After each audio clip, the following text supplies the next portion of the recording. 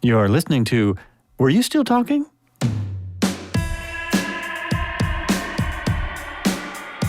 They pump out your blood and they pump in a new batch of blood, and all of it is the blood of children. All the big stars are going to be on TV now. I mean, it's just the way it's going. Your role, I think, will be played by Brad Pitt. What'd you wear? I wore my loincloth wrapped around my feet. Are you going by Jon today? And that's absolutely true. You feel it in every cell in your body. Yeah, you can bend the truth and bend the visualizations no matter what your political affiliation. You could have an alpaca. A girlfriend's daughter recently got married and they had llamas or alpacas at the wedding. A recording room. They recorded a couple songs in the kitchen of Rumbo. So, wait, you microdosed before this, right? What? Hey, welcome back. This is Joel Albrecht again, and you are listening to Were You Still Talking? Today on the show, I have Scott Wagnon, who works for the physician that I go to as a physician's assistant. Scott has also been a physician's assistant since 2005. He's currently working in internal medicine. He had his own health problems despite heavy exercise and what he felt was a healthy lifestyle. And this prompted him to study the science of nutrition. Once he saw the evidence, he began transitioning to a whole food, plant-based diet. He got his health back and then began sharing it with patients. And by the end of 2020, he's taught using a food as medicine approach to over 1,500 patients, which I always think is an awesome approach, both in one-on-one appointments and in clinics, as well as they teach free online classes to the community. He was teaching classes live, but now they're online. So another kind of good thing that's come out of COVID, anyone can watch these classes. You can also join these classes. I'll put some links in the description. He continues to teach and share vital information with any and all who are interested in taking control of their own health and wellness through, eating. Welcome to the show. Thanks so much for coming on. Yeah, thanks for having me. That was a really great summary. Good introduction. Thank you. You bet. Yeah. Well, it was easy because I just took it from your website. So it it's always easier that way. Yeah. Well, great. So I really want to start with how you got started with a plant-based diet. I know you did. You say heavy exercise. You were actually a competitive athlete. So you probably figured you were eating really good. What? How did that happen? Yeah, I mean, so back when I was a professional bicycle racer. I went to the Olympic trials back in 1988 and raced really competitively through the late 80s to the early 90s. Got on a team and raced for a team in Spain back in 1990. And so once I kind of was done with my racing, I was still doing a lot of long distance cycling. I kind of transitioned to recreational cycling and touring and kind of where my story started when it comes to nutrition was back in 2012. At that time, I was riding, actually that year, 2012, I rode my bicycle 7,000 miles that year. I was into these really long rides. Me and a buddy rode from Eugene, Oregon down to San Francisco in 6 days. Wow. So I was 700 plus miles in 6 days. And despite that, though, despite all those miles on the bicycle and whatnot, of course, I'd already been a physician assistant, as you mentioned, since 2005. So I kind of knew what was up as far as my health goes. So my health wasn't very good. My fitness was good, but my health wasn't very good. And by that, I mean, I was overweight. I had a pretty good little gut going on me there. I was at 218 pounds. I'd have to kind of starve myself down to get even close to 200 pounds. It was kind of the way, like if I wanted to be able to climb mountains really well and things like that to take some weight off, I had to really kind of starve myself. And I know that wasn't good. It was difficult when I was trying to put in lots of miles on the bicycle. And so despite the heavy weight, I was also had borderline high blood pressure, had high cholesterol. I was in the pre-diabetic range on my labs, and I had irritable bowel syndrome every day. I had heartburn every day.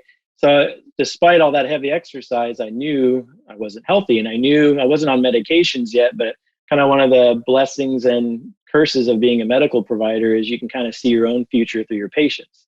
Because I take care of all these patients that had pre-diabetes. Now they have diabetes, then they had a heart attack and a stroke, and they're on 10, 20 different medications, and as they get older and older, and all these chronic diseases accumulate. So I wasn't on any medications yet, but I could see that was going to be my future if I didn't do something. And so I knew it was the food, because I knew it wasn't lack of exercise. I didn't smoke, and had low stress, good relationship, So as far as my lifestyle goes, I think I felt like I had a healthy lifestyle, just obviously I didn't have the food part right. So what that prompted me to do then is study nutrition. I went, okay, we don't learn about nutrition in medical school or PA school. And this is just not taught. We learn about, some nutritional biochemistry, what's a fat, what's a protein, what's a carbohydrate, kind of that kind of stuff. But we didn't actually learn clinical nutrition. So I actually got some graduate level textbooks from Oregon State University. I kind of went online, or kind of into the Medline, which is where all the studies are, where all the science is, basically. Because one thing that we do learn really well in medical school and PA school is how to research the literature. What's a good source?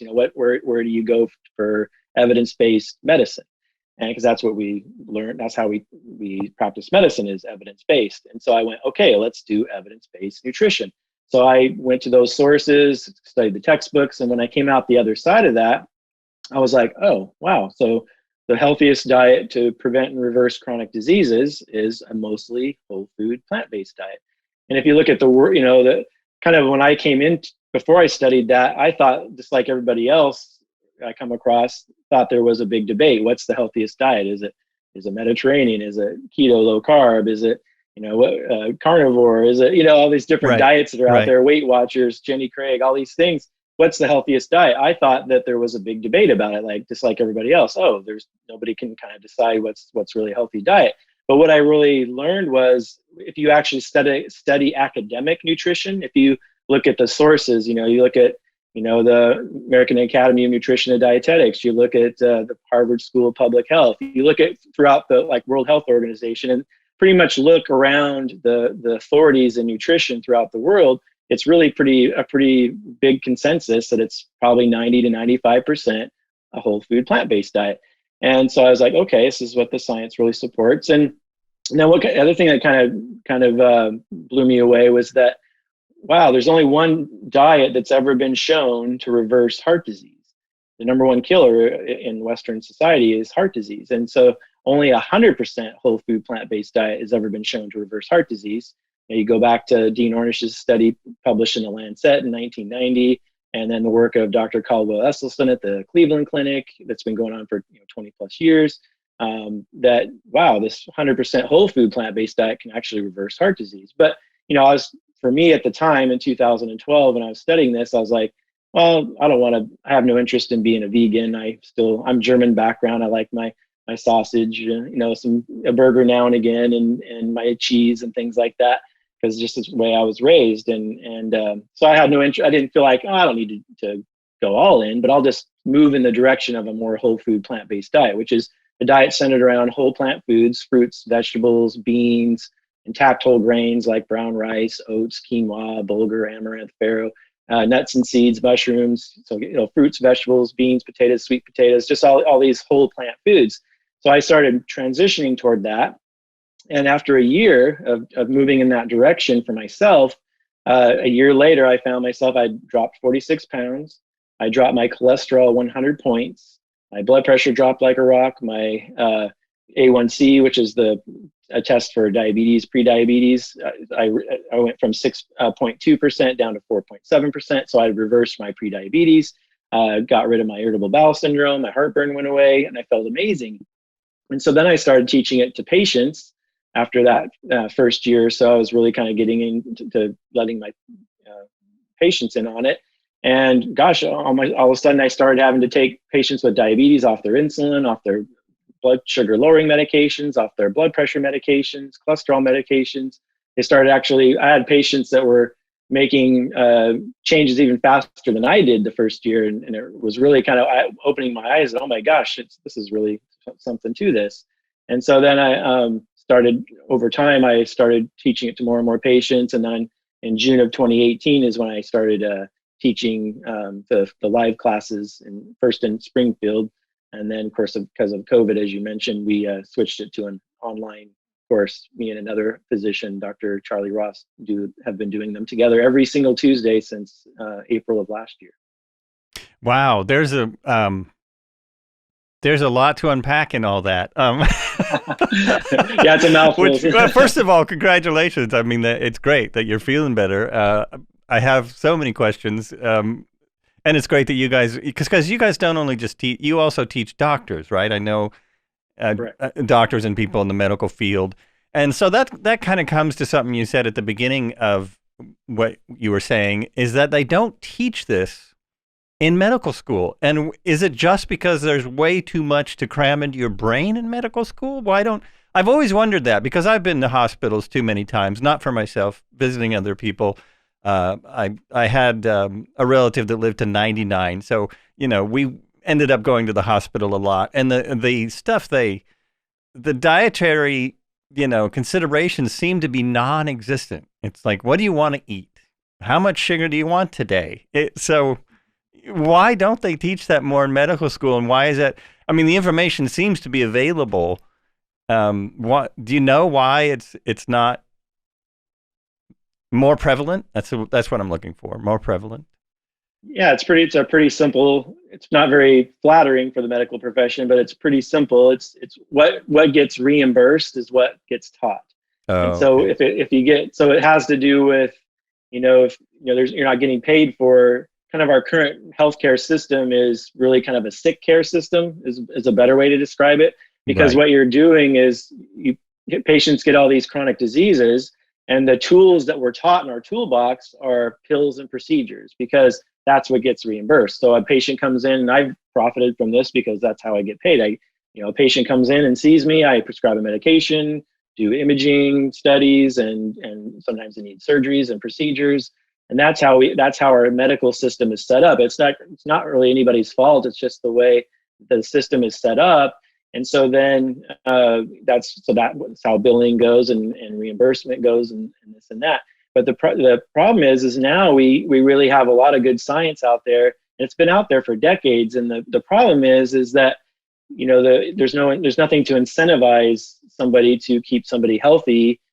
It's very hard to find anywhere where that can be incentivized. So how we need to shift our basically our reimbursement system is to pay the medical providers more if you keep your patients healthy. So the less prescriptions you need to give a patient, the less procedures and things they need, the better.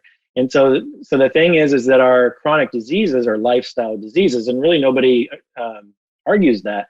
Pretty much, so diabetes, heart disease, probably a third to 40% of cancers, the autoimmune diseases, respiratory diseases, the high blood pressure, high cholesterol, all these things these are what we call chronic diseases. These are all lifestyle driven diseases. So what we eat and how we choose to live, that's what causes these diseases. And so the treatment then should be lifestyle, diet, exercise, stress reduction, not smoking, all of these things.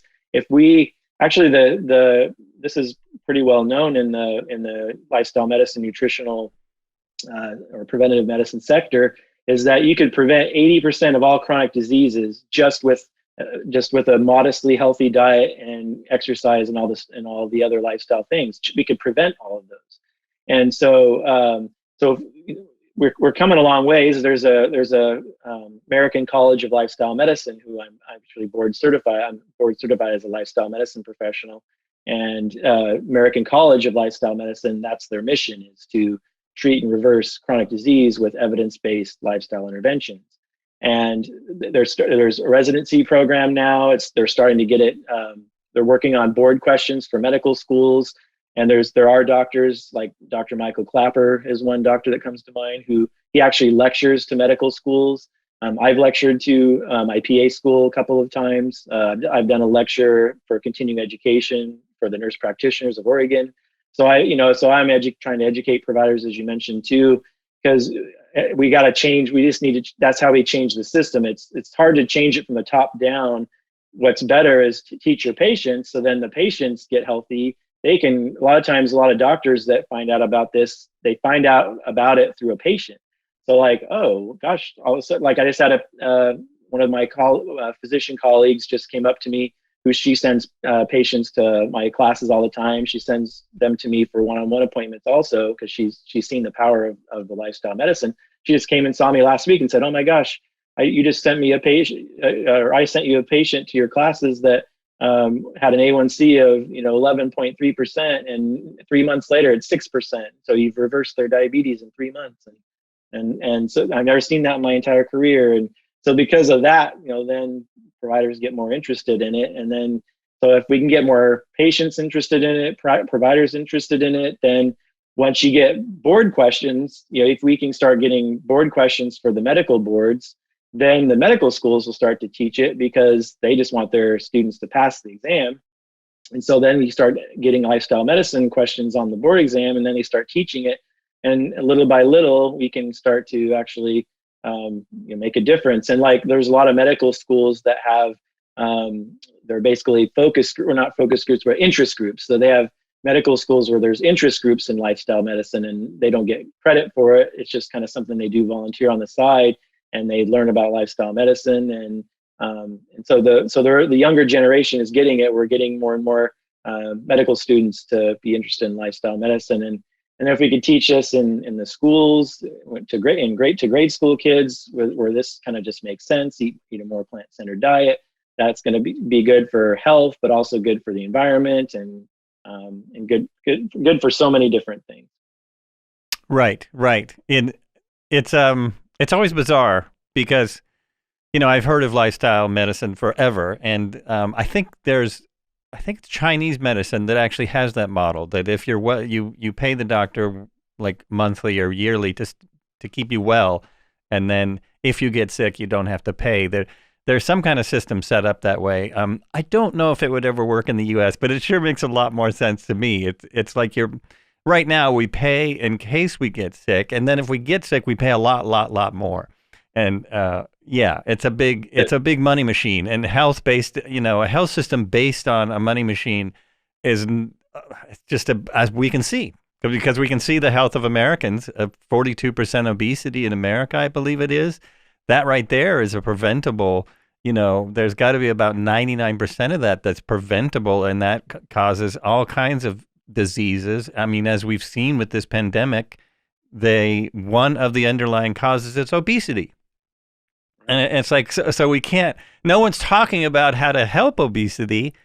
They're just saying, well, an underlying cause is obesity, so these people should get shots first. And it's, I don't know, it's bizarre. It's a bizarre situation. It's like, maybe we should also think about helping them with obesity, because it's some... but so back to you went, I mean, for one, how did you ride so many miles and still be heavy, still be overweight? And was it hard to transition? You did say that you took a long time. So I think that's really helpful for a lot of people, that, you didn't just go, okay, next week I'm going purely plant-based, because I know some people do. And that takes a lot of mind power. So, what were you eating? And and was it were you addicted to a lot of foods, and was it hard to switch over? Yeah, it really wasn't, but the struggle was just cooking. What I realized is I didn't know that much about food, and I wasn't a very good cook. So that was the challenging part. If kind of in hindsight, and when I teach the classes, I give people options. I have handouts and whatnot, options where you can make it really simple. You don't even have to really get a cookbook or follow a recipe. You could just eating, just like beans and rice and vegetables, and pasta with marinara sauce with lots of veggies, and throw in sweet potato in the microwave, and just open up a can of beans and throw it on there. I mean, there's really simple ways to eat more plant-based without even really having to follow a recipe. So I kind of provide handouts with real simple choices or options like that, because if someone would have given me some of the handouts I provide my patients and class attendees, someone would have given me a handout like that, it would have been really helpful, because I wasn't much of a cook and didn't know much about food. So it can be super, super simple. But as far as, how I was eating, I was, typical standard American diet. I probably was eating more vegetables than the average American, but I was, still going out for fast food and probably a couple, 2-3 days a week. But just eating a lot of, chicken, cheese, bacon, eggs, lots of, some processed stuff. I was probably eating I was eating scones and, and bagels and lots of, I was eating a lot of calories because I was burning a lot of calories, but, people don't realize, you cannot run your fork, so exercise is not a good way to lose weight. And the studies show that over and over, especially for long term, because, for example, you'd have to run 6 miles just to burn off the calories from a small French fry from McDonald's. So, you're just not going to be able to out exercise, a pretty processed food diet because it's just so high in calories. And so, so that's why I was overweight. I mean, I can only imagine how overweight I would have been if I wasn't logging all those miles in. It always amazes me how I still see a lot of I'm a YouTube addict kind of, and I still see a lot of videos. I don't really click on them, but they appear on my screen, and it's about how to get washboard abs. Oh, and this is on every health magazine, quote unquote health magazine out there, how to get washboard abs. 'Cause I guess it's a big thing for men. They want to get that because they see it at Hollywood. And if you talk to someone who will tell you the truth about that, the way you get them is to stop eating, right? The way to see your abs is to stop eating. And with most people, it's to dehydrate yourself to the point of, to mostly dangerous levels. And boom, you'll have washboard abs. But it's not about working out. The people that have the huge 6-pack, yes, they worked out their entire life. They've probably worked out for 20 years, doing certain kinds of exercises. But the way they get them to pop, it's eating. It's all diet. It's it's not exercising more. It's not doing more calisthenics. And no one seems to want to admit that. It's always aggravating. I'm always like, no, it's diet. There's, Yeah, right. Yeah, exactly. Because and one of the all the Hollywood stars that talk about how they got ready for a scene where they're going to have their shirt off. Well, they starved. They didn't eat and they dehydrated. They took things to dehydrate their body, and it's like that's not the best look. It's for everyone. Yeah. And one other point I was going to make about the healthcare system too, when you were talking earlier, was the closest thing we have to it right now. The model of that would be Kaiser Permanente. Because Kaiser Permanente is kind of everything's under one umbrella. Mm-hmm. So their health insurance, their pharmacy, their hospitals, their clinics, everything is under one umbrella. So basically, the healthier the patient, the less expensive it is for them. So they're one of the ones that have had plant-based. They still do actually have a plant-based diet program where if you're a Kaiser Permanente member, you can get into their lifestyle plant-based diet program to get healthy. So it's something that's the closest thing we have to that. And healthcare is also is actually going more from fee for service to value-based reimbursement. The value, what that means is the quality measures. So is your blood pressure normal? Is your A1C normal? Are you getting your screenings and things like that? And some of those quality measures line up pretty well with lifestyle medicine, but some don't so much. So, because I don't really get credit for reversing someone's diabetes. You just get credit for, is their A1C under control? And it's like, well, wouldn't it be better to reverse their diabetes than just have a good A1C? It's like, yeah, you want to get rid of the diabetes. You want to get rid of these chronic diseases. And then one other point too is that that basically you could probably go 95% whole food plant-based and slowly if you want, or you can do it fast, right away, jump into the deep end head first as well, which you were kind of talking about earlier. But when you have patients that just had a heart bypass or a stent, they're on 20 medications, they have 1 foot in the grave and 1 foot on the banana peel, so to speak. They would do better to go all in on it. And so I give every patient the option of going all in on it so that they can get the best results right away and let their taste change more rapidly. Because that's one of the benefits to going more rapidly is your taste will change. I mean, if you're still eating bacon double cheeseburgers, then, steamed vegetables and beans and potatoes aren't going to taste very good. You got to get off that stuff, because that high sugar, salt, and fat processed food is very addicting, and your taste buds your dopamine in your brain is so hyper, it's way up here. And so suddenly eating, broccoli and potatoes and beans is going to put your dopamine way down here. It's not going to feel right. That bacon double cheeseburger and donut it puts you up here. So you kind of have to get yourself off those foods to get that dopamine sensitivity back down, so that when you eat those foods like I eat now, it tastes good, and everything tastes good, and you feel good. And you kind of have to get yourself off. It's just basically like drugs. I mean, these highly processed sugar, salt, and fat foods, they're designed to get us hooked on them. They're addicting, and we know this from the science that it's very addicting, just as addicting as cocaine or alcohol or methamphetamines or anything like that. So yeah, that's true. I feel lucky that I'm not. I haven't eaten fast food for 20 years, because it just, I don't know, it's disgusting. And I also watch Fast Food Nation. I don't know if you ever read that book or watched that, but another thing about diet or Supersize Me, that's pretty much about the American diet and how addicting it is and how strange it is. And I mean, I just basically, if I eat a hamburger, I eat the hamburger. I can't eat cheese, so I eat fake cheese and vegetables. But largely that's because, a long time ago I figured out, at least 10 years ago, I figured out that bread is just bothers me, and not eating bread is better. And then I just tend to not buy bacon and stuff. And cheese I had to give up because I have had IBS forever. I was diagnosed when I was really young, and not the current doctor I have, but another one, 20 years ago now, said why don't you try not doing dairy? And I, looked at her with a quizzical look, like, are you absolutely out of your mind?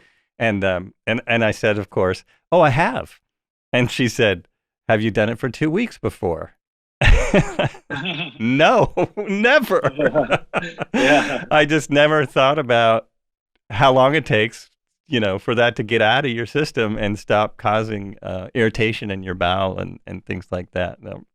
And it's in so many things too. I mean, people forget, the creamer in their coffee, or the butter that's in this baked good, or the whey protein, because people are doing all these protein shakes and things like that, and whey protein powder, that's from dairy. So a lot of people, it's really difficult. If you eat anything that's processed or packaged at all, you're still probably getting some dairy and everything. So you really have to be 100% dairy free. I usually even recommend a full month for patients to really see if it was the dairy that was causing it. Plus, I try to encourage them to avoid dairy anyway, just because you don't need it, and it's you can get there's nothing in dairy that you can't get from other whole plant foods. So it's just one of those things. It's an easy one to try to get people make that jump if they can. Except for a lot of people are like, well, I'm easy getting rid of meat. I mean, it's easy to get rid of milk and cream and things like that, or butter even. But it's like, boy, I can't give up my cheese, and there's a reason for that. Cheese is very addicting. So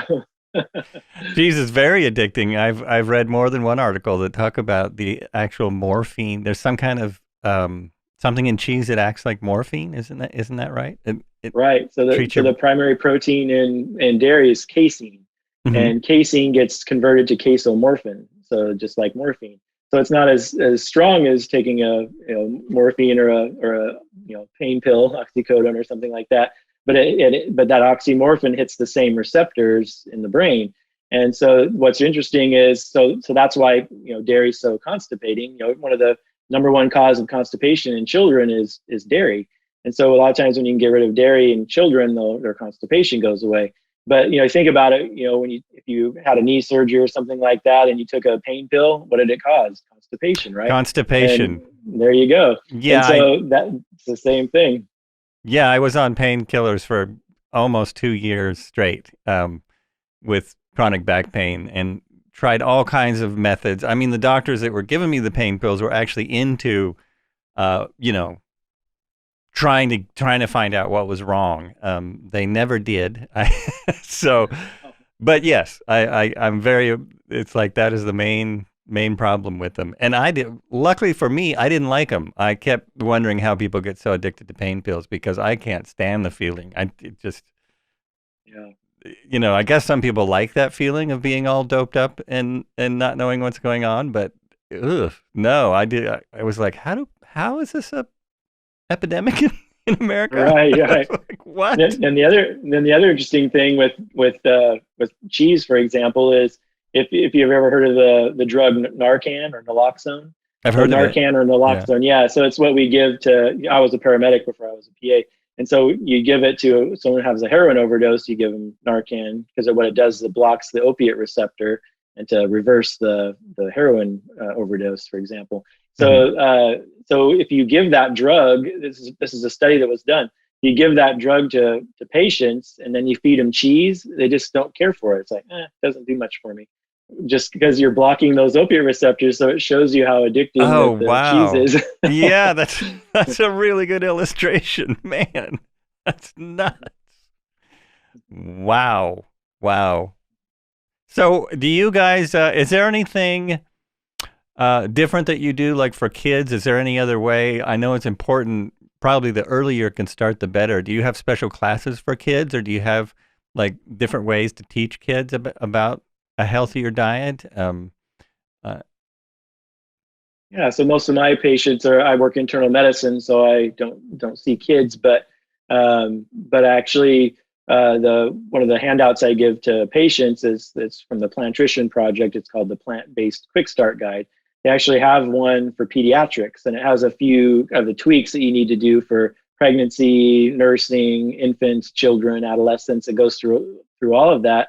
And so my patients that have kids and families and stuff, I'll usually give them a copy of that booklet that kind of goes over those things. And then actually, good timing, we actually have a pediatrician at Oregon Medical Group who recently I've educated. He's been going to the classes and he's been doing some education on his own. He's a pediatrician at Oregon Medical Group, and he's actually doing on March 16th, so just a week from this Tuesday, he's actually doing a talk on plant-based diets for families, children and families.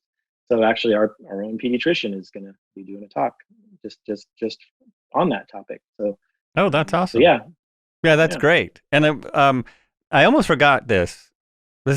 I know the biggest question that comes up is protein, because for some reason in America, I think it's more in America, but it might be worldwide, protein is just being pushed like it's the most important thing you should have. I think it comes from Arnold Schwarzenegger getting famous or something like that, because bodybuilders have become a big thing. They've become a big symbol of success, I guess.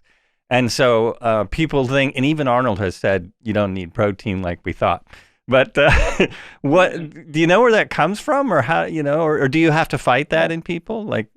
Yeah, that's the biggest myth that there is. And so I can go back to the history of protein and how this started. So the word protein in Latin is proteus, which means of prime importance. So it goes back to the 1800s, when they discovered protein and where this came from. And then the first it's really sad, but the first protein guidelines for Americans, the recommended dietary allowances, the first recommendation came from studies they did in rats. And so when they looked at rats, they go, okay, so the breast milk of rats, they has, I think it's 20%, 25% protein. I can't remember the exact number, but it's really high. And so because rats double in size in 6 weeks. So that's where they say, okay, so these rat studies we did, they needed about this percent of protein, 20-25%, which I think is what where the RDA is, somewhere around there. And so that's how they came up with the first guideline. But then we didn't know this at the time, but actually the human breast milk, guess how much protein's in human breast milk? It's only about 6% protein, human breast milk. And so that's perfectly designed food for humans, right? So that's the perfect food. Nobody would question that's the perfect food for an infant. And so that's ample protein for a human is about 6%. But if you're because you're doubling in size, a human doubles in size in 6 months. You're double in weight in 6 months, whereas a rat in 6 weeks. So So that's where that was flawed to begin with. And then there was the whole, amino acid thing where there's some plant proteins are incomplete in their amino acids, so you have to start doing this protein combining thing. And then that was like, 70 years ago or something like that. But that was debunked right away, and they actually wrote a retraction article soon after. But then that myth still perpetuates to today, because that you don't actually have to combine. Actually, every plant food has all the amino acids, the essential, non-essential amino acids, and so that's another myth. And actually, there's only two foods that are incomplete in amino acids. One is gelatin, and another is egg white, which is albumin. And every other food, including plants, has all the amino acids in it. So that's just another one of those myths. And so, but what I tell patients, someone saying protein is like nails on a chalkboard for me, because that's not our nutrient of concern. Nobody's protein deficient. Actually, 97% of the population gets enough protein. Only 3% doesn't. And the 3% that does not get enough protein is basically it's skilled nursing facility people in nursing homes, because they're deficient in calories. They have no appetite. A lot of times they're deficient in calories. So if you're deficient in calories, then you could become deficient in protein. But that's only 3% of the population. Everyone else is getting enough protein. But guess what? 97% of the population is deficient in. What's our nutrient of concern? 97% of the population is deficient in fiber. Fiber is our deficiency disease, is what our deficiency is. And that's what we need to be worried about. I've been in medicine for 28 years, if you count my years as a paramedic, and 15 and a half as a PA. And I never have once seen a patient with protein deficiency. So really the truth about protein is, if you get enough calories, you'll get enough protein. So you don't have to worry about protein. Yeah, if you're elderly, you're a professional athlete, you're a bodybuilder, yeah, you probably need about 10% more. And so but you eat more, right? So if you're burning 5,000 calories a day, like I was riding my bike or more, I just need to eat more calories. And as long as you get more calories, you're going to get enough protein. So protein is just it's a marketing tool. It's a good marketing tool. The industry has done a good job at marketing it, and that's why everyone thinks they need more and more and more. And there's plant-based bodybuilders out there and if you've seen the movie The Game Changers, that's a really good movie on Netflix. Actually, Arnold Schwarzenegger's in that movie. And oh, that's right. And they show all these professional athletes, bodybuilders. They eat nothing but plants, and they have these huge muscles. I mean, all you got to do is go, well, wait a minute. So buffaloes, giraffes, elephants, rhinoceros, hippopotamus, lowland gorillas, they eat nothing but plants. And look at the largest land mammals on the planet eat nothing but plants, because all protein actually comes from plants. So when you're eating an animal, you're eating, that's like you're eating the intermediate, you're getting it from a secondary source, because the animal ate the plant, that's where they got the protein, and then you're eating the animal's muscle and you're getting it indirectly that way. So just by eating the plants, like one of the people in the movie, he's considered the strongest man on the planet. His name is Patrick Boboumian. And he can lift 1,200 pounds and carry it. Like, he broke the world record. He carried it like, was it 50 yards or 50 feet, something like that. They show it in the movie. And he eats nothing but plants. And he says, one of his lines in the movie is, hey, how are you so strong like an ox? You don't even eat meat or anything. He goes, well, have you ever seen an ox eat meat? It's like, no, what's an ox eat? Grass, right? Right. So anyway, that's the story about. Well, yeah, the animal argument is interesting, because that can be carried out ad nauseum. I mean, all predators are incredibly strong and fast, and they're really strong and fast because they have to keep up with the non-meat eaters. So yeah, so it's an interesting argument. I don't know how valid it is. I think the better argument is just that we don't need so much protein, and you've never seen a protein deficiency. I think that's a really good point. I mean, I've definitely gone down this. I've been susceptible to this protein marketing, and I always just wonder where it came from. And it's like the protein powders are yummy. The way protein, I'm always surprised that they taste so good when they have hardly any sugar in them. But maybe they're lying. I don't know. They put some kind of chemical that makes them really good. But now I don't have to buy them anymore, so that saves a lot of money as well. Yeah, the marketing machine behind this stuff is just incredible, and there are people there are people who are doctors supposedly on the podcast circuit, huge YouTube channels are doing all kinds of interviews, who are pushing, some of them pushing pure protein diets, which I always thought would be insane, but definitely pushing that. There's this idea, and it sounds like what you're saying is it's pure myth that there's all kinds of different reasons that we need meat in our diet, because we've had meat in our diet for a million years or something like this. But you're saying that's complete myth. That's folly. I mean, you don't need it. I mean, we are omnivores, which means we've developed to be able to adapt to almost any kind of a diet. So that's why we can, if we don't have any carbohydrates because we're starving or whatever, hunters and gatherers, and we don't get to eat, we go into ketosis because we need to be able to burn fat for fuel if we don't eat. And if our brain needs, it can only run off sugar, and so we would die if we just tried to eat. We didn't eat anything that had carbohydrate in it, sugar, unless we had a backup system. And our backup system is to burn fat to make ketones, and then the ketones can run our brain. And so we are omnivores as far as our experience in life, because if you could kill an animal and eat it, that's calories, and so you didn't starve to death, so you passed on your genes, right?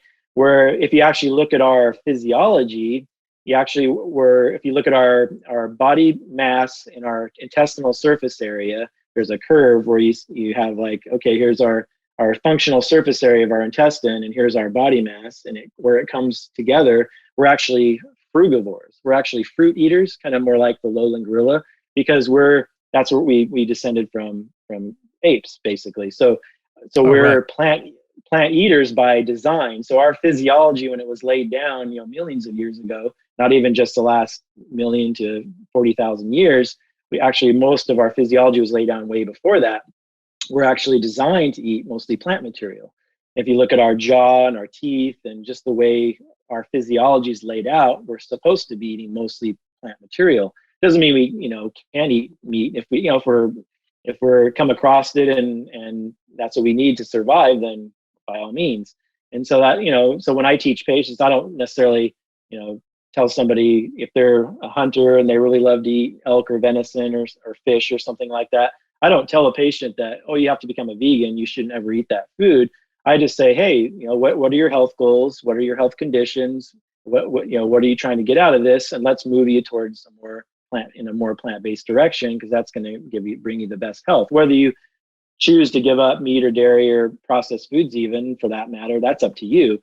It's just, if somebody then, is eating mostly plant-based, but they're still eating, still eating chicken and fish and some cheese and things like that, but they still are on blood pressure pills, they still have diabetes, they have heart disease, they had a stent put in recently. Hey, they might want to move away from those foods as well. So it's kind of like you take every food and what's the pros and the cons of that particular food, and how does is having that food in your diet, is that keeping you from your health goals or not? And and if it's not, then fine. So it's not like I have an agenda to get everyone to become a vegan or something like that. It's not, if you follow the science, that's not what it's about. It's about trying to focus on food. And I think one of the problems with a lot of diets, a lot of doctors that write books and maybe go on shows and say, do a high protein diet, a carnivore diet, is it's focusing too much on the, you hear about the macros. People are so focused on, how much fat should I eat? How much carbohydrate should I eat? How much protein should I eat? And it's like, that's missing the point. The point is that, we don't eat macros. We don't eat carbs, fat, and protein. We eat food. And it's like, because like a carbohydrate, for example, a kidney bean or a jelly bean, that's mostly carbohydrate, right? People say, well, I don't want to eat beans, it's too many carbs. It's like, well, a kidney bean and a jelly bean have completely different effects on the body. A kidney bean has fat, has protein, has carbohydrate, has vitamins, minerals, micronutrients, lots of fiber, and a perfect package for you. A jelly bean is just mostly sugar by weight, and it gives you no nutrient value whatsoever. But people kind of look at those two foods as almost equal. These are both carbs, right? I shouldn't eat either of those. Right. It's like, well, no, right. That's not, you're missing the point. We so food-based nutrition is much more valuable than nutrient-based nutrition. So we need to focus on food, and that's one of the lessons I hammer home in a lot of my classes. Is just, we need to focus on food-based nutrition, and that comes that particular line. Food-based nutrition is much more important than nutrient-based nutrition. That comes from T. Colin Campbell, who is a nutritional biochemist from Cornell University. He's been a nutritional scientist for like 60 years at this point, very, very long time. From the China study and the book Whole, and he has a lot of wisdom when it comes to nutritional science. So that particular line comes from him. Well, I really appreciate that idea. I mean, and your like attitude about it, because I see people on both sides of this ridiculous debate. I've not had anyone on the show to talk about dieting before, mainly because I haven't found anyone that I thought was qualified. So this was a great opportunity because I consider you extremely qualified.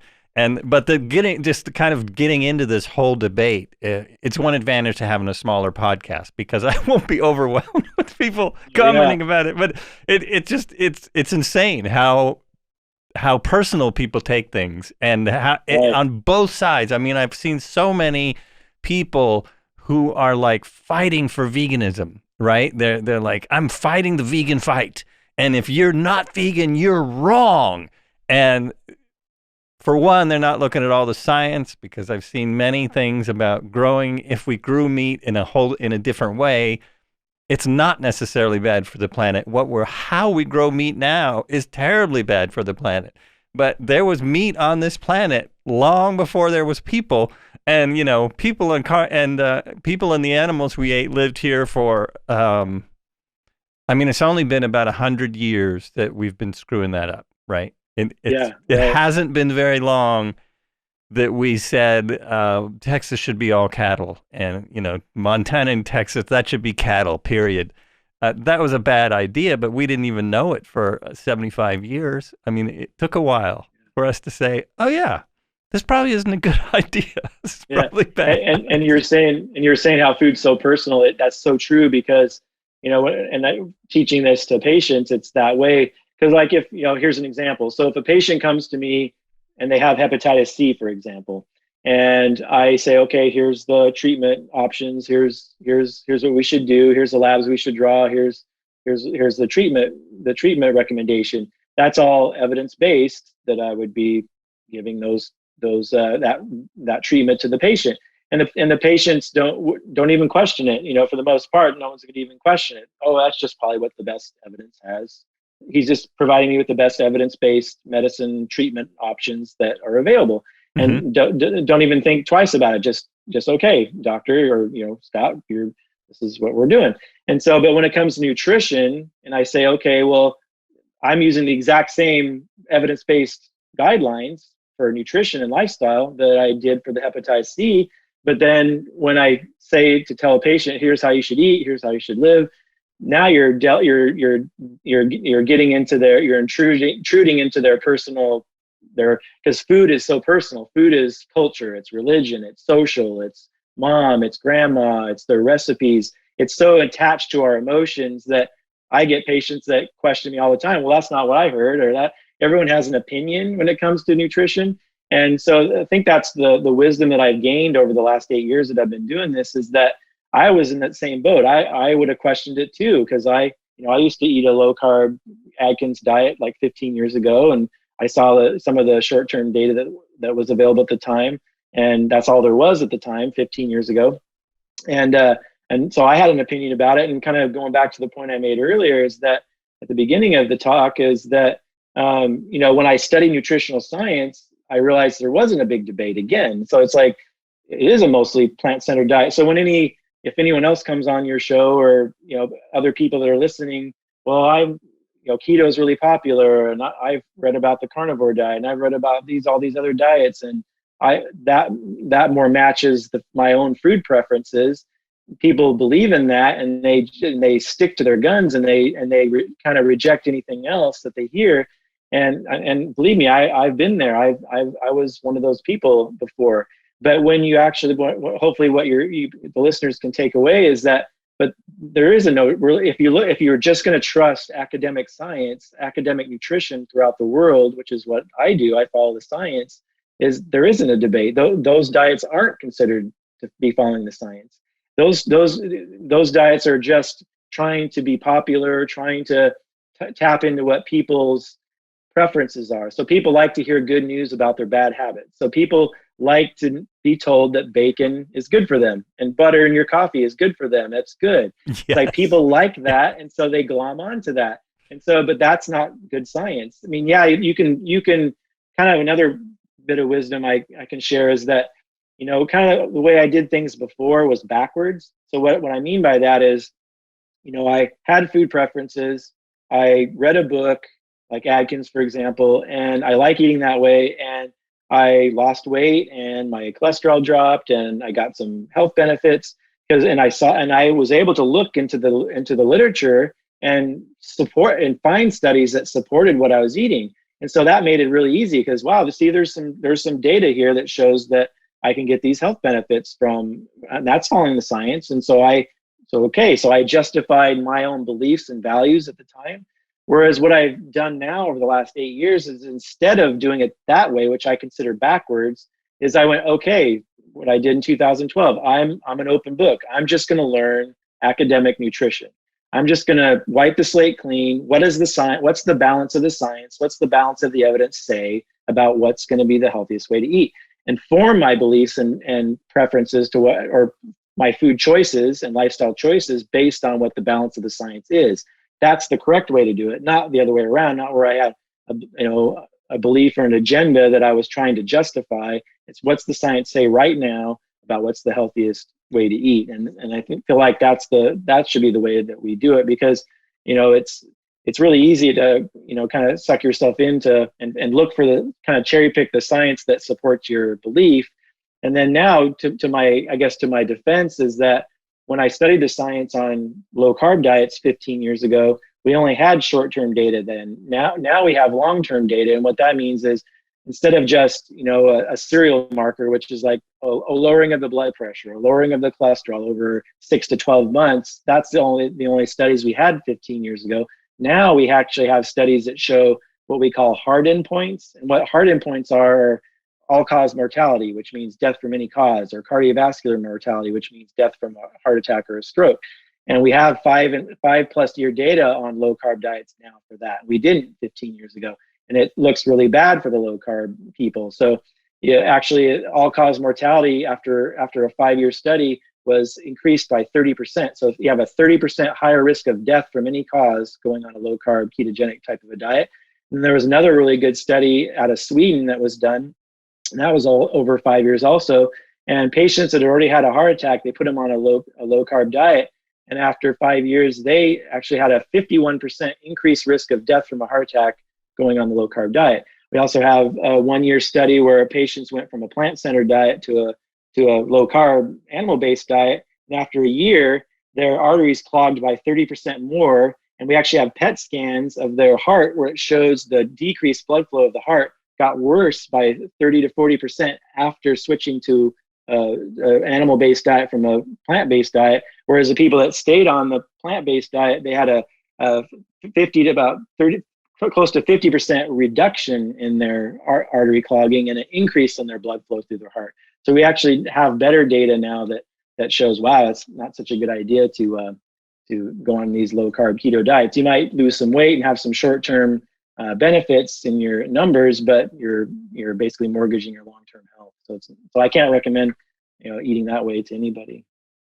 That is not good news for a few of my Facebook friends, and I will kind of point this out in my description of the podcast that maybe that's not the best way to eat. I've tried to do keto diet, and it's also, I mean, to really do it, you have to be an incredibly strict eater. It's almost like eating like a bodybuilder does. You really have to cut out everything. And I think some of the short-term benefits people see is that if you're really doing low-carb keto diet, you're cutting out all junk food and sugar. So a lot of the benefits probably come from that in the beginning. I did a modified version of that for a while, and it wasn't very good. For me to kind of transition now to more of a plant-based diet would not be that difficult. I eat a lot of plants, and it really wouldn't be that hard.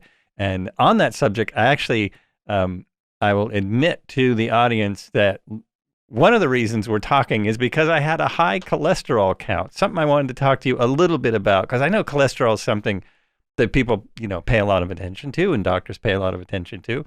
So I had two questions. One, if you're just over the, the high number, is that like a big health risk? And two, I noticed that the low number is 0. Can you actually have a 0 cholesterol? Never seen it that low. I've seen people down around 90 for their total cholesterol. Yeah. So you want to be below 200 is what's considered normal for in America. Well, so we kind of have, how we figure lab values. What's a normal lab value on any lab actually is a bell-shaped curve. So we have, I don't know if you've taken statistics before, but you have your median, which is the average. And then you have basically 2 standard deviations below the median, 2 standard deviations above the median. That's your bell-shaped curve. That's where normal lab values come in. And so you should be total cholesterol less than 200. Ideal for your LDL, which is your bad cholesterol, is to be under 100.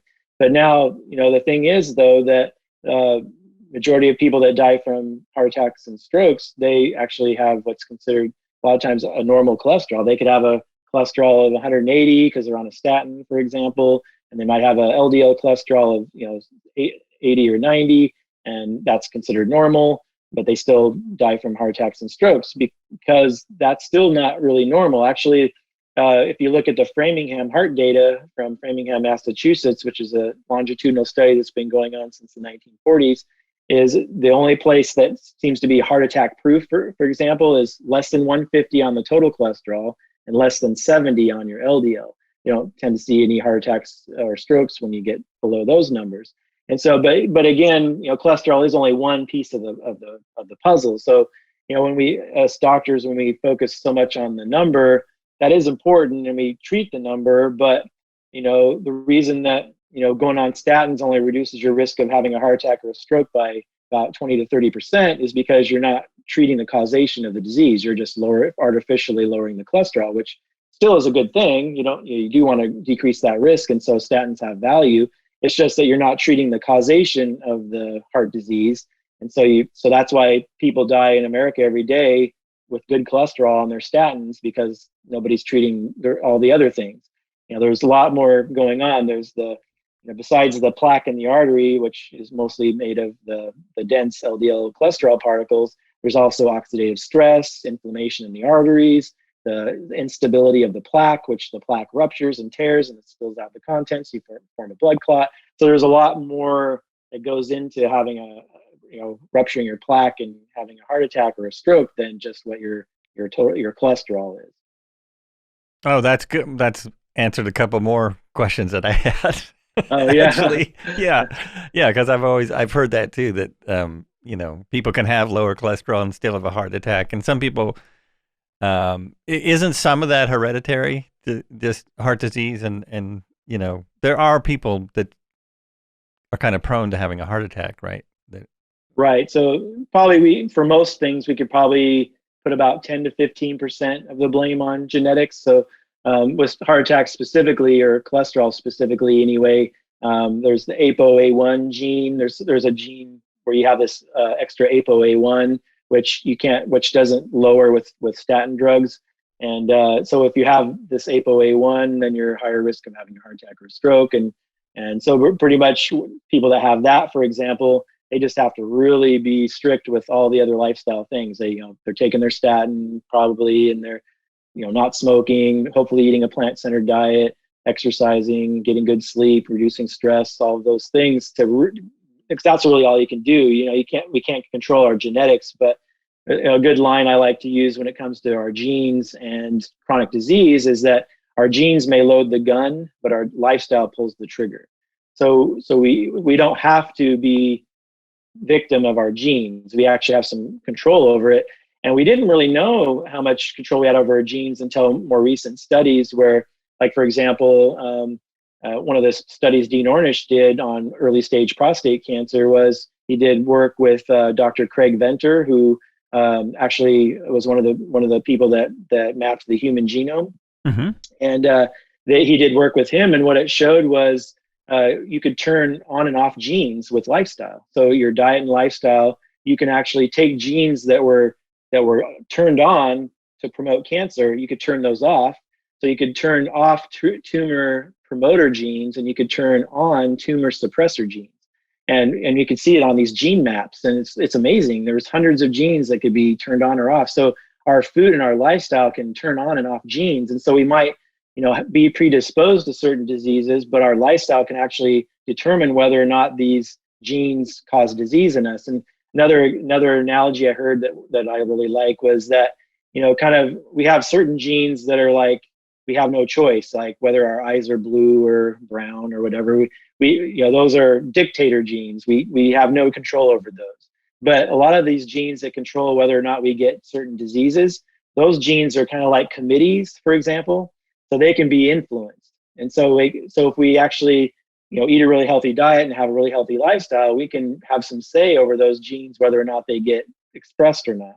So we have those kinds of genes as well. And so that's great news because, we don't have to succumb to the diseases our parents and grandparents did. And the other thing people forget about too is that, genes run in families, but so do diet and culture. So diet and lifestyle also run in families. Right. Recipes run in families, and activity levels, and whether you smoke. And so there's a lot of things that determine that.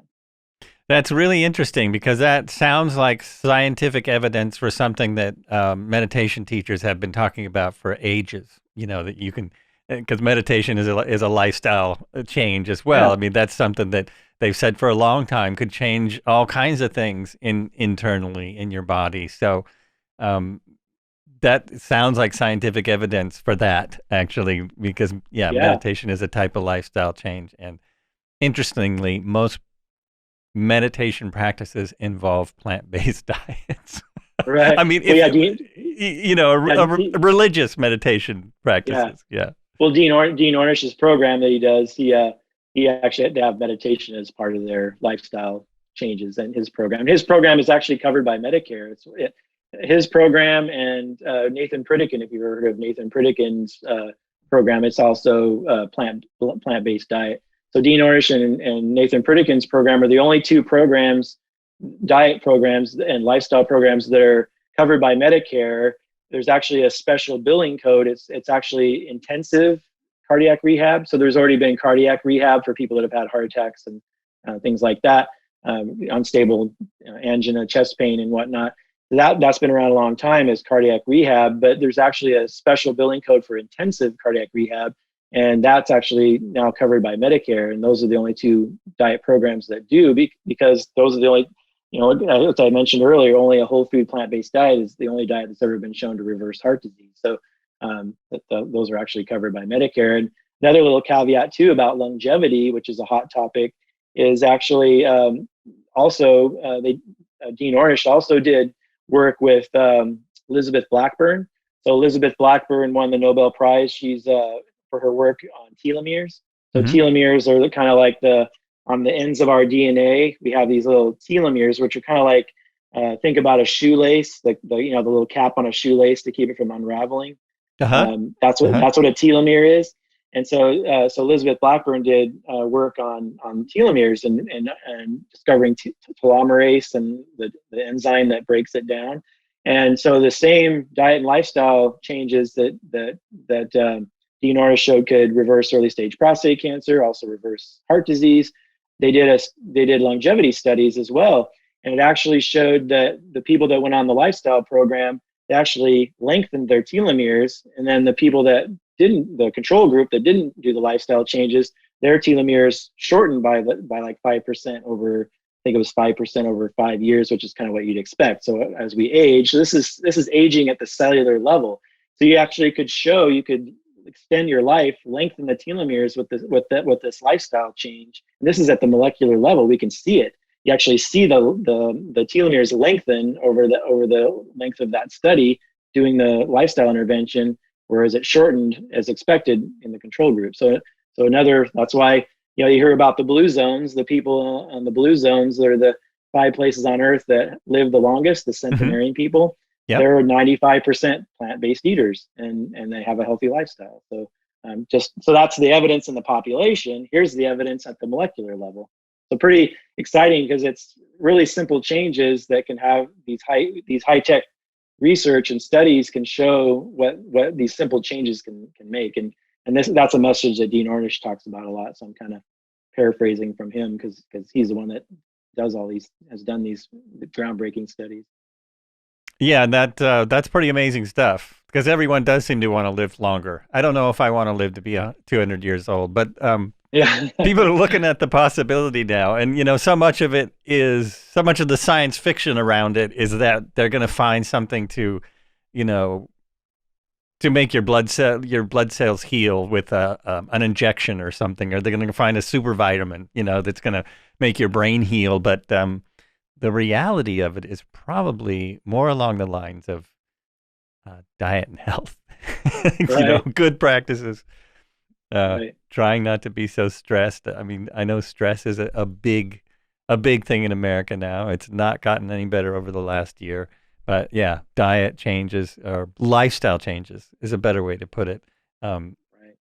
Yeah, that makes a lot more sense. That's the thing that's going to help us live longer. If people really want to live longer, it's a pretty simple change. But like you say, it's such a a personal thing that people have a hard time changing. Yeah, it's a challenge. I mean, I know that on a personal level, it's challenging. I don't know why it is, but it is.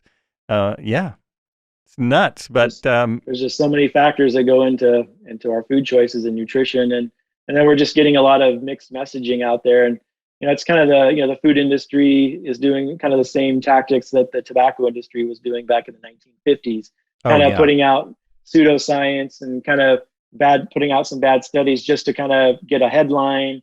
And then a lot of times these studies, once they get peer reviewed, they admit they were a bad study. They didn't actually weren't powered to show what they said it was going to show, and they have to send out a retraction statement. But the damage is already done. It was already Butter Is Back was already on the front of Time magazine or whatever. So the damage was done, and then people are confused because if I talk to patients, they're like, well, eggs were good, now they're bad, now they're good, now they're bad, and nobody can decide nobody can decide that, the scientists, quote unquote, the science can't decide. So I'm just gonna eat what I want. And that's what the food industry wants. That's what they depend on. That's the same tactics the tobacco industry used in the 1950s. There was already 7,000 studies that showed that smoking caused cancer back in the 1960s. And that's, because smoking was normal. 2/3 of Americans were smokers in the 1950s. And it wasn't until the late 60s when the first Surgeon General report came out to actually say, hey, smoking can cause cancer. We already had 7,000 studies at that point. So it's like, it takes a long time to get the truth out there. And when smoking is normal, then people didn't want to hear it. Whereas when eating the standard American diet is normal, hearing someone like me talking about, hey, we should be eating mostly whole plant foods, like, well, that's not what I've heard. And because eating the standard American diet is normal. So what I'm trying to teach people goes against, what our culture is and what our food environment and lifestyle environment is. And that's the challenge that I'm up against. And, and again, I want to say again is that, this is the science, and it's not it's not the Scott Wagnon diet or any of these other Dean Ornish diet or anything like that. It's just what the science supports. And I just always go back to, because as I mentioned earlier, I'm board certified with the American College of Lifestyle Medicine, and this is if I have a patient or somebody that's where are you getting this information from? I share my sources, but I also direct people to the American College of Lifestyle Medicine, and that's what they're teaching, and because that's what the science to them supports as well, and that's what's getting put out there, and probably within 3 or 4 years, the lifestyle medicine is going to be a recognized specialty. So just like rheumatology or endocrinology or cardiology, lifestyle medicine is going to be a recognized specialty, and so I'm going to hopefully be there at the the first in line to be a specialist in this, and that's what I'm hoping and we're aspiring to do. That's awesome. That's awesome news. I mean, it's awesome in a way. It's kind of sad that has to be. We have to have that specialty. It's I don't know. That's somehow kind of it's interesting. It's interesting, but yeah. Congratulations! As soon as it happens, that would be fantastic. I think it's a great thing.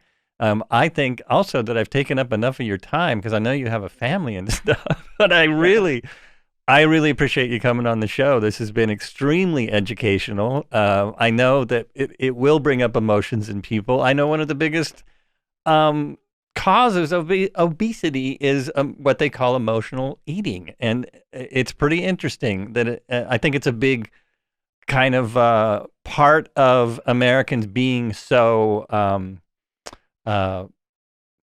what am I trying to say? We have so many things at our disposal. We have I mean, you go in the grocery store, 90% of what I see in the grocery store, I would never eat.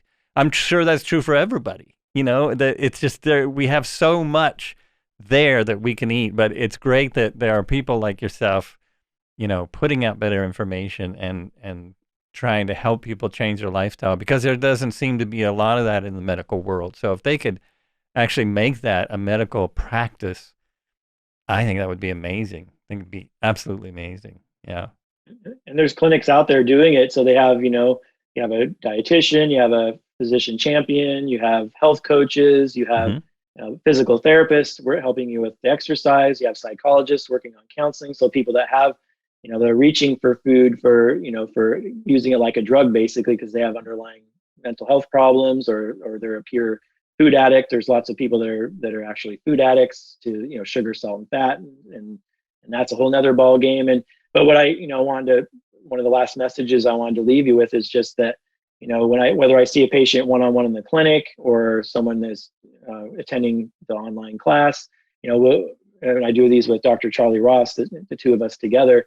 And, you know, we're never going to judge you. So I never judge a patient because that's not fair, because it's not, you know, you're having to try to help them unlearn what they've learned.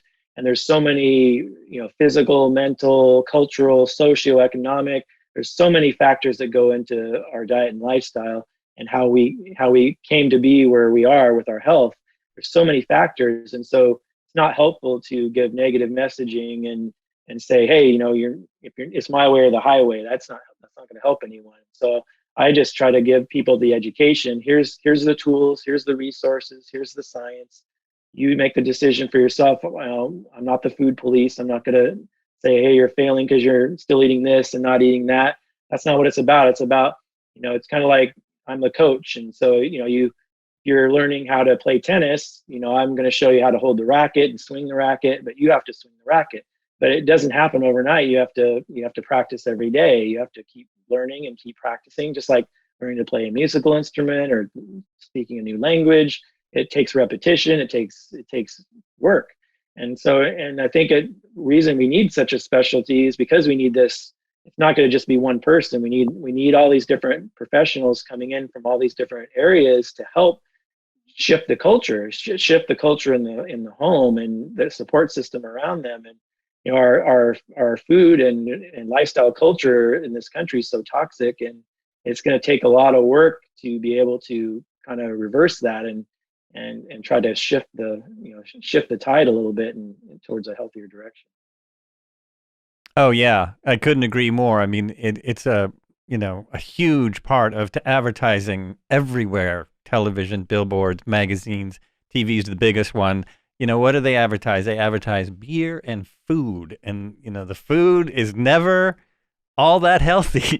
It's like fast food, and now fast food has gone to this idea of we're going to give you fake burgers. Well, those fake burgers probably aren't any better than the real burgers. In some instances, they're showing that they're worse because they have more fat, because to taste like the real thing, you know, they still load it with stuff. And fake bacon might be slightly better for it's better for the animals. It might, you know, it's probably slightly better for the environment, but it's not going to be better for your health. But sometimes I call those foods transition foods. So it's like, well, if maybe it's a step in the right direction, you know, maybe the the vegan breakfast sausage. You know, if you're not ready to go from bacon and eggs to steamed kale for breakfast, maybe you can go from bacon and eggs to, you know, Morningstar sausage or something with, you know, with some, you know, potatoes or, you know, some sweet potatoes or something with it. You know, it's a transition. It's a step in the right direction. But yeah, I agree with you. A lot of those processed vegan foods aren't necessarily that healthy either. Yeah, not always. It makes sense though. It's a step in the right direction. I like hearing that. That makes sense. Well, yeah. Scott, thank you so much for being on. You've been listening to Were You Still Talking? This is Joel Albrecht, and my guest today is Scott Wagnon. He is a nutritional specialist as well as a physician's assistant. He has studied nutrition for a long time, both many different sides of it. So I'm glad you listened. Thanks so much for joining us. And I hope I maybe put some ideas in people's heads, because there was a lot of ideas in this podcast, and most of them good. The ones coming from the expert, not necessarily the ones coming from the podcaster. So thank you so much. And as I always say, be good to yourself and be good to everyone else. Thanks for listening.